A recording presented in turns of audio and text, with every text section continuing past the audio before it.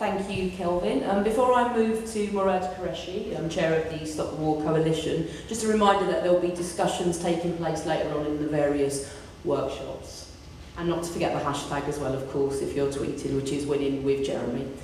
Murad? Thank you, Pera. I'm the last warm-up act before Diane comes on, because I know you're all here quite well. But no, it's interesting. In my part of town recently, we've been seeing quite a bit of George Osborne, otherwise known as Gilligan Osborne. Because I think, Gideon, sorry. People don't realise he changed his name, and actually it brought to mind an old Chinese proverb that I know, that never trust anyone with your finances who changes their name. There's always wisdom in ancient civilizations, and I dare say Theresa May had that in mind when she sacked him. But let's not forget what he suggested right from the beginning in 2010, that we were all in this together with austerity. And what a falsehood that is, because since we bailed out the banks in 2008, we've had, in real terms, workers' wages go down by about 10%.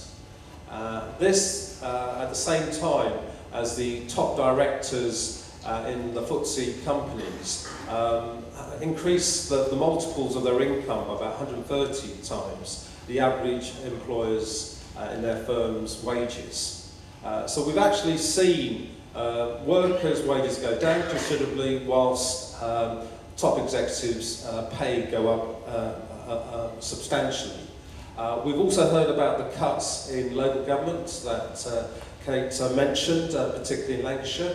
It's averaged out about 30% overall over the whole country, but actually in London it's more like 40–45%. And I really don't envy being a councillor in a cabinet, running a London local authority and making those hard decisions on an annual and even monthly basis. But also, let's not forget the cuts to benefits.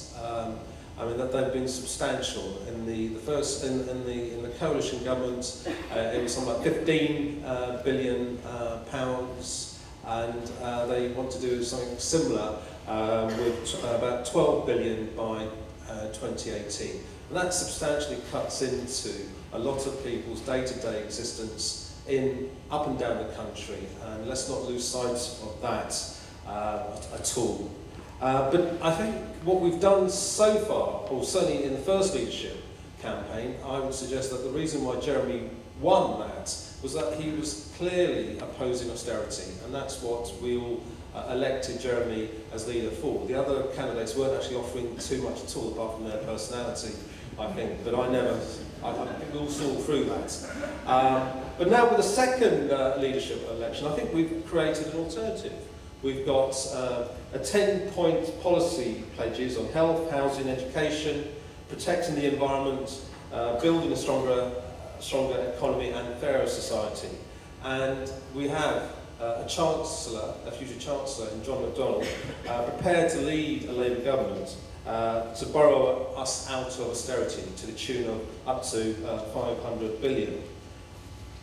But the real issue we're going to have actually as Labour Party members is actually selling this on the doorstep. And I think that's what we've got to get ourselves ready for. But actually, I think we've got a good basis of doing it. Because the reality is, there's been plenty of expenditure. You just haven't noticed it in our day-to-day life. And the financial papers tend not to emphasise it. We've had money printed left, right and centre to keep the banks going. Up until now, it's been about 435 billion, I should say, by buying up bonds, otherwise known as printing money. It's about 54 billion annually now over the last 8 years.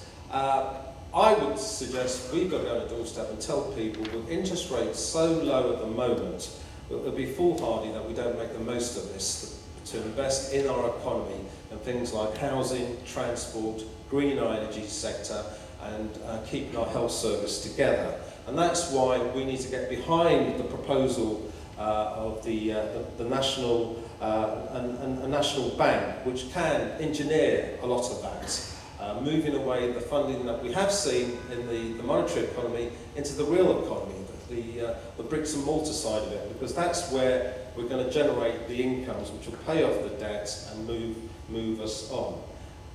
The irony is, actually, like I said, people like even the IMF and the rating agencies agree this is actually something that could be done very easily and very straightforwardly, and that it could be operational very soon. I dare say we may see the new Chancellor suggesting some of those things in his autumn statement. But I think we need to grab to be ahead on this and start presenting that on the doorstep as something as real and possible. I just point to 1945 when I know my grandfather, when in Bengal, wasn't expecting an Attlee government to win. He thought Churchill would walk the election, a war hero and what have you. I think what we saw there was Brits up and down the country, and particularly those coming back, wanted an alternative. And that's what Clement Attlee and the Labour government offered.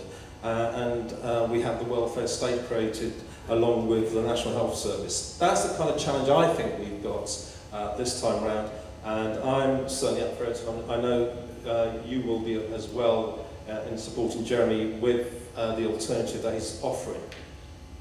Can I just finally say something on something in my capacity as chair of Stop the War, and just a little emphasis on military expenditure, because actually it's much more substantial than people realise. Out of the Chilcot report, we finally got some firm figures about how much money was actually spent on the intervention in the Iraq War at the beginning of the century. It's estimated at today's prices to be about £12 billion. Now, if I'm not wrong, I understand that's about the budget for the whole of our overseas development assistance, about 12 billion through DFID and others. Just imagine what we could have done with that money if it was actually put into the Middle East through aid assistance. And interestingly enough, this very morning we had one of the top advisors for Obama, John Allen, on the radio, Radio 4, suggesting, I think he was only saying this because he stood down a year ago, suggesting that in the long run, that's the way we're going to help the Middle East. That if we have a Marshall Plan, we give them economic security and show them how to run their countries appropriately. That's the way out of this, rather than continuing with the intervention that we have. We've only just recently got figures for the Libyan intervention. That cost about 320 million in terms of the military operation, and only 25 million in terms of reconstruction. And let's remember, that was the reason why Cameron resigned on the Monday before the Foreign Affairs Committee released that report. And that's the kind of figures that we're talking about. Any future intervention will involve those kinds of figures. So I'm glad to see that in Jeremy and John's alternative, in point 10, on rebuilding and transforming Britain, that they want to put peace and justice at the heart of our foreign policy.